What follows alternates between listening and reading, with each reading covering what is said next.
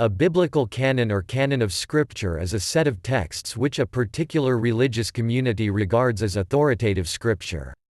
The English word canon comes from the Greek kanon, meaning rule or measuring stick.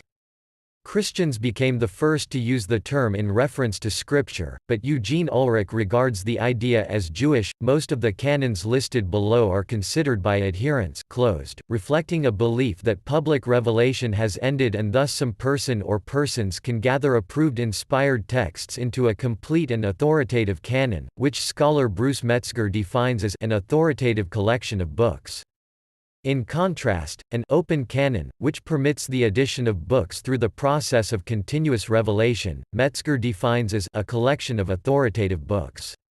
These canons have developed through debate and agreement on the part of the religious authorities of their respective faiths and denominations. Believers consider canonical books as inspired by God or as expressive of the authoritative history of the relationship between God and His people.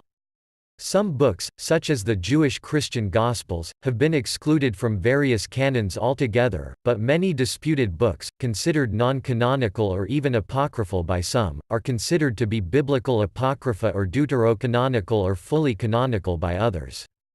Differences exist between the Jewish Tanakh and Christian biblical canons, although the Jewish Tanakh did form the basis for the Christian Old Testament, and between the canons of different Christian denominations.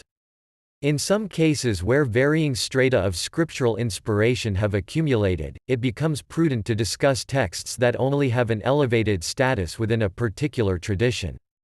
This becomes even more complex when considering the open canons of the various Latter-day Saint sects, which are usually viewed as divergent from biblical Christianity, and the scriptural revelations purportedly given to several leaders over the years within that movement.